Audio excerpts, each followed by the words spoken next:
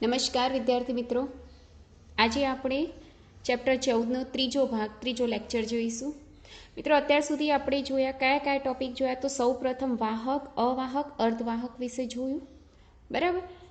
ત્યારબાદ તેની અંદર અર્ધવાહકના પ્રકારો જોયા. બે પ્રકાર છે, તાત્વિક અને મિશ્ર. તાત્વિકની અંદર સિલિકોન, જર્મેનિયમ. મિશ્રની અંદર કાર્બનિક, અકાર્બનિક, પોલિમર, કાર્બનિક, બરાબર. એમના ઉદાહરણ પણ કીધા. ત્યારબાદ જોયું ઉર્જાપટ. તો ઉર્જાપટમાં આપણે એવું કીધું દરેક ઇલેક્ટ્રોનના પોતાની અલગ અલગ ઉર્જા હોય છે. આથી અલગ અલગ ઉર્જા સ્તર હોય છે. આ ઉર્જા સ્તરનો જે પટ્ટો છે એને આપણે કહીએ છીએ ઉર્જાપટ. ત્રણ પ્રકાર હોય છે એના: conduction band EC, valence band EV અને ફોરબિડન કેપ EG.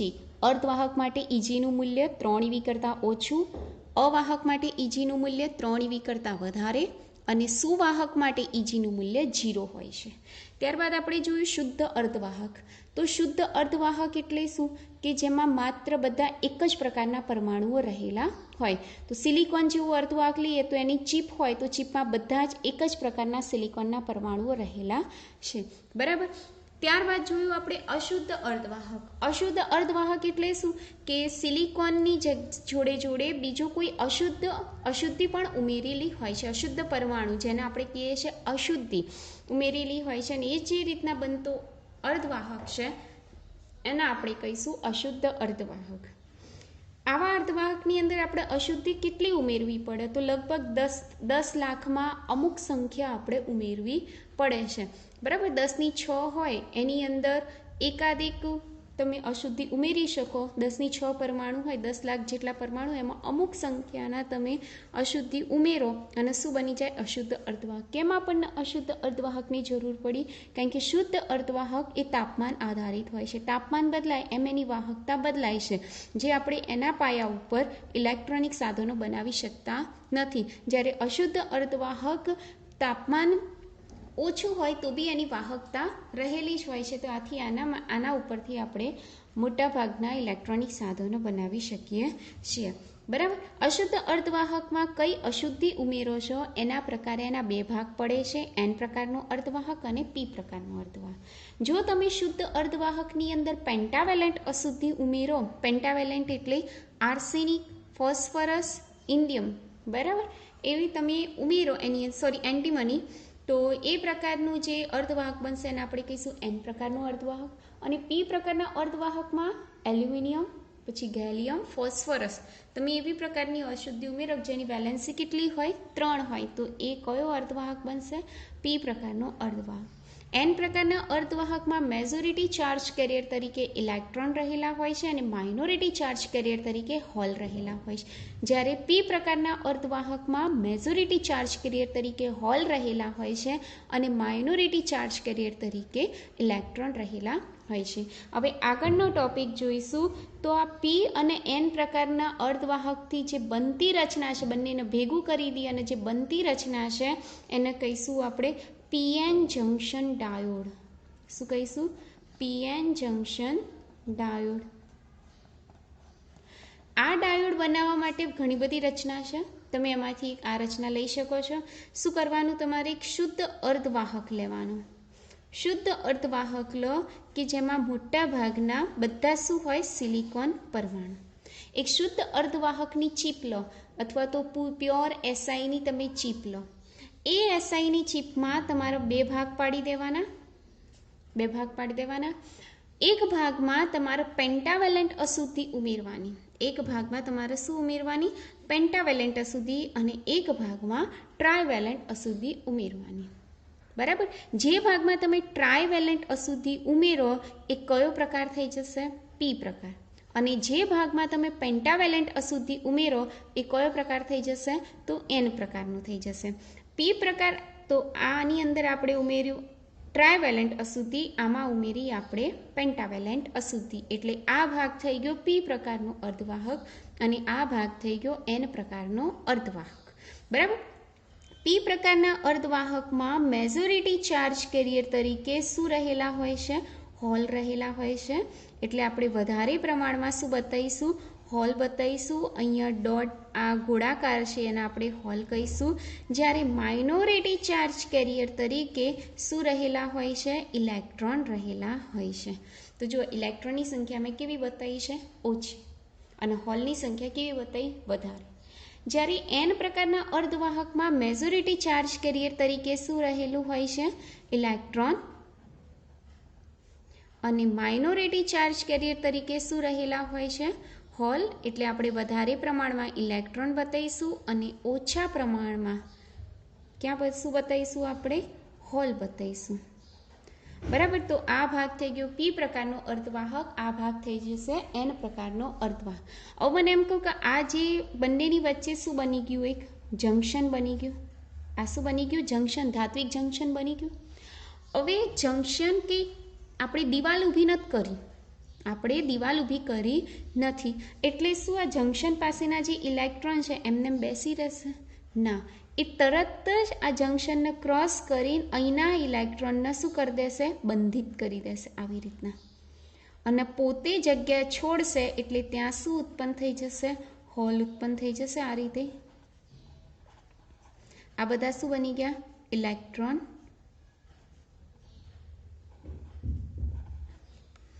ખ્યાલ આવી ગયો? હજી આ ઇલેક્ટ્રોન અહીંયા આવશે એટલે એને બી શું બનાવી દેશે? બંધિત ઇલેક્ટ્રોન બનાવી દેશે. અને અહીંયા શું ઉત્પન્ન થઈ જશે? હોલ ઉત્પન્ન થઈ જશે. કારણ કે ઇલેક્ટ્રોન પોતાની જગ્યા છોડે એટલે પોતાની જગ્યાએ શું ઉત્પન્ન કરે? હોલ ઉત્પન્ન કરશે. આ રીતના ઇલેક્ટ્રોન એન પ્રકારના અર્ધવાહકમાંથી પી પ્રકારના અર્ધવાહકમાં ડિફ્યુઝ થાય છે. શું થાય છે?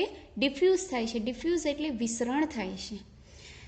જો ઇલેક્ટ્રોન એન પ્રકારના અર્ધવાહકમાંથી પી પ્રકારના અર્ધવાહકમાં આવે, વિસરણ પામે, તો એની વિરુદ્ધ દિશામાં એક પ્રવાહ ઉત્પન્ન થશે. એને આપણે કહીશું ડિફ્યુઝન પ્રવાહ. એને આપણે શું કહીશું? ડિફ્યુઝન પ્રવાહ અથવા તો વિસરણ પ્રવાહ, અથવા તો શું કહેવાય? વિસરણ પ્રવાહ. જેની દિશા ક્યાંથી ક્યાં હોય છે? પી થી એન તરફ હોય છે. જેની દિશા ક્યાંથી ક્યાં હોય છે? પી થી એન તરફ હોય છે. હવે આગળની પ્રોસેસ જુઓ. શું થાય છે કે પી પ્રકારના અર્ધવાહકમાં જંક્શનની પાસે હોવું શું જોઈએ? હોલ. એની જગ્યાએ શું થઈ જાય છે? ઇલેક્ટ્રોન. એન પ્રકારના અર્ધવાહકમાં જંક્શનની પાસે હોવું શું જોઈએ? ઇલેક્ટ્રોન. એની જગ્યાએ શું થઈ જાય છે? હોલ. એનો અર્થ કે એન પ્રકારના અર્ધવાહકમાં જંક્શન પાસેનો જે વિસ્તાર છે એ કયો બનશે? ધનધ્રુવ. અને પી પ્રકારના અર્ધવાહકમાં જંક્શન પાસેનો જે વિસ્તાર છે એ કયો બનશે? ઋણધ્રુવ બનશે. બરાબર. હવે આ વિસ્તાર ધનધ્રુવ થશે, આ વિસ્તાર ઋણધ્રુવ થશે. એટલે આટલો જે વિસ્તાર છે એ વિસ્તારની વાત કરું છું તો વિદ્યુત ક્ષેત્ર ક્યાંથી ક્યાં ઉત્પન્ન થશે? ધનથી ઋણ તરફ ઉત્પન્ન થશે. ધનથી ઋણ તરફ ઉત્પન્ન થશે. આ જંક્શન વિસ્તારમાં ઇલેક્ટ્રોન શું કરશે? વહન પામશે. ક્યાંથી ક્યાં? ઋણથી ધન તરફ. આ જે ઇલેક્ટ્રોન છે એ ક્યાં જશે? ઋણથી ધન તરફ. તો એવા વહનને ઇલેક્ટ્રોનનું ડ્રિફ્ટ કહે છે. શું કહે છે? ડ્રિફ્ટ કહે છે. અથવા તો એને ઇલેક્ટ્રોનનું વહન કહે છે. તો જો ઇલેક્ટ્રોન અહીંથી અહીંયા આવે તો આ દિશામાં શું ઉત્પન્ન થાય? પ્રવાહ. આ દિશામાં શું ઉત્પન્ન થાય? પ્રવાહ. એ પ્રવાહને આપણે કહીશું ડ્રિફ્ટ પ્રવાહ અથવા તો વહન પ્રવાહ. એને આપણે શું કહીશું? વહન પ્રવાહ. જેની દિશા ક્યાંથી ક્યાં હોય છે? તો એનથી પી તરફ હોય છે. કેવી હોય છે? એનથી પી તરફ હોય છે. ડિફ્યુઝન પ્રવાહની દિશા ક્યાંથી ક્યાં હોય છે? પીથી એન તરફ. વહન પ્રવાહની દિશા ક્યાંથી ક્યાં હોય છે? એનથી પી તરફ. એટલે બંનેની દિશા પરસ્પર કેવી છે? વિરુદ્ધ છે. બંનેની દિશા પરસ્પર કેવી છે? વિરુદ્ધ.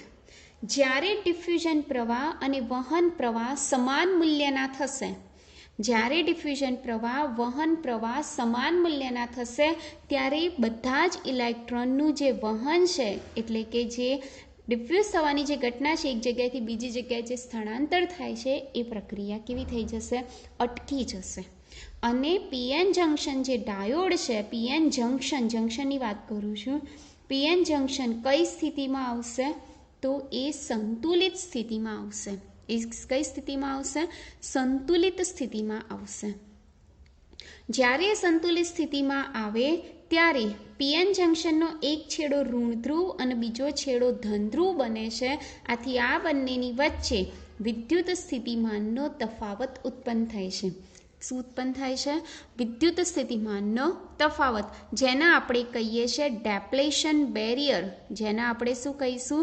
ડેપ્લેશન બેરિયર કહીશું. હવે અહીંયા મેં તમને કીધું હતું કે ધન ધ્રુવમાંથી ઋણ ધ્રુવ તરફ શું ઉત્પન્ન થાય છે? વિદ્યુત ક્ષેત્ર. તો આ જે વિદ્યુત ક્ષેત્રનું મૂલ્ય છે એ લગભગ લાખના એટલે કે 1 મિલી એમ્પિયરના એટલે કે માઇક્રો કહી દઈએ, ચલો માઇક્રોના 10મા ભાગ જેટલું હોય છે. એટલે માઇક્રો એટલે 10⁻6 ભાગ્યા 10 એટલે કેટલું થશે? 10⁻7ના ક્રમનું હોય છે. અહીંયા ઉદ્ભવતું વિદ્યુત ક્ષેત્ર ખૂબ જ ઓછું હોય છે. કેટલું હોય છે? 10⁻7ના ક્રમનું હોય છે. તો આ વાત કરી મેં પીએન જંક્શન ડાયોડની. ખ્યાલ આવશે પીએન જંક્શન ડાયોડ એટલે શું? તો ફરીથી પીએન જંક્શન ડાયોડમાં શું કરવાનું છે? તો એક ફરીથી સમજાવી દઉં. જો એક અલગથી પેજ લઈ. ચલો, પીએન જંક્શન ડાયોડમાં સૌ પ્રથમ આપણે શું લેવાનું છે? એક શુદ્ધ અર્ધવાહક લેવાનું, પાતળી ચીપ, જેના 2 ભાગ કરી દેવાના.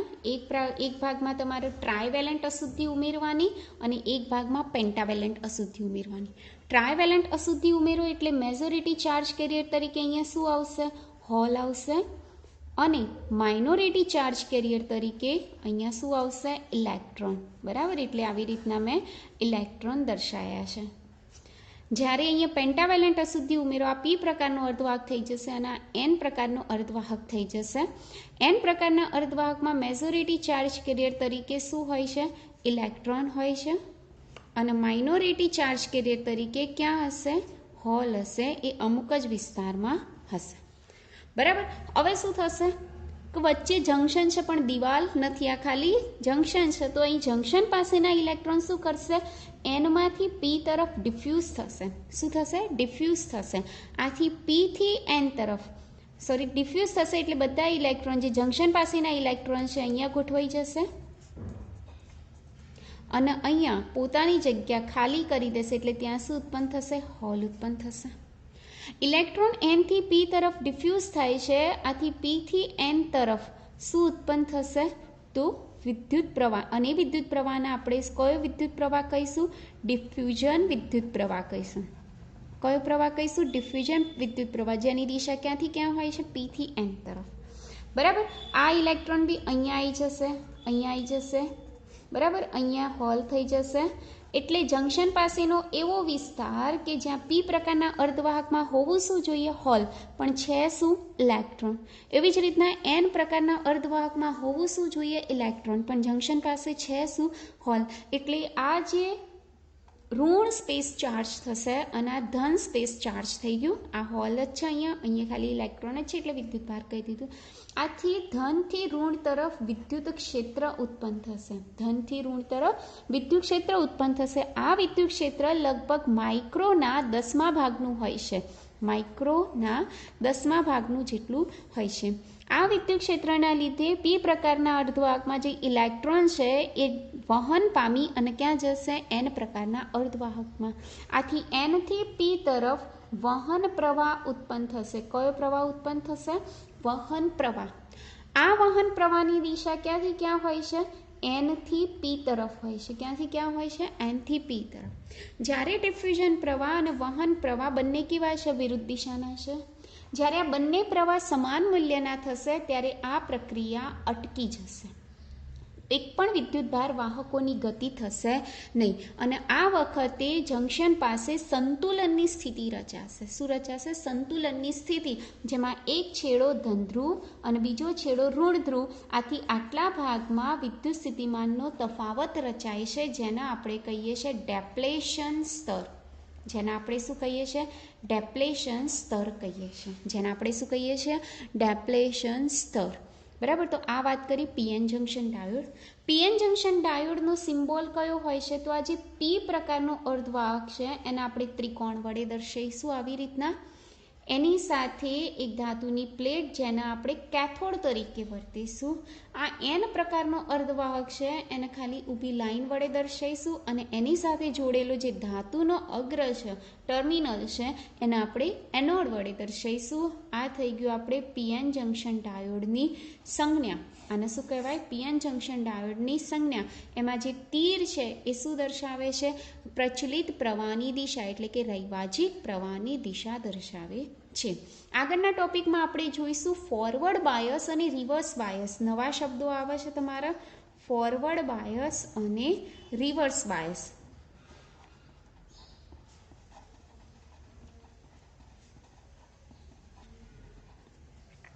આખો ટોપિક અત્યારે નથી લેતી પણ ખાલી બંનેની વ્યાખ્યા હું તમને સમજાવી દઉં. શું કહે છે વ્યાખ્યાની અંદર? તો જુઓ, ફોરવર્ડ બાયસ એટલે શું કે જો પીએન જંક્શનનો જે ડાયોડ છે આ પી અને આ એન, જો પીએન જંક્શનના પી પ્રકારનો જે છેડો છે એને બેટરીના ધન ધ્રુવ સાથે અને એન પ્રકારનો જે છેડો છે એ બેટરીના ઋણ ધ્રુવ સાથે જોડવામાં આવે એટલે કે પોઝિટિવ સાથે અને નેગેટિવ સાથે જોડવામાં આવે તો આ રીતના જે બનતી રચના છે એને આપણે કહીશું ફોરવર્ડ બાયસ. એને આપણે શું કહીશું? Forward bias. જ્યારે પીએન જંક્શન ડાયોડનો પી છેડો બેટરીના ઋણ ધ્રુવ સાથે અને એન છેડો બેટરીના ધન ધ્રુવ સાથે જોડેલો હોય તો આ રીતે જે બનતી રચના છે એના આપણે કહીશું રિવર્સ બાયસ. એના આપણે શું કહીશું? Reverse bias. બરાબર. તો આ બંનેની આપણે વ્યાખ્યા કહી દીધી. આના વિશે ડિટેલ છે એ આવતીકાલે જોઈશું કે બંનેનો તફાવત શું છે, બંનેની આકૃતિ શું છે અને કાર્યરત કેવી રીતે છે, બંનેનો અવરોધ કેટલો છે, બંનેનો પ્રવાહ કયા ક્રમનો દર્શાવે છે, ઓછો કોણો છે, વધારે કોણો છે, એ બધું આપણે આવતીકાલના લેક્ચરમાં જોઈશું. તો આજના લેક્ચર પૂરતું આટલું. તો આટલી થિયરી જોડે જોડે તૈયાર પણ કરતા રહેજો. બાકીનું આપણે થેન્ક યુ.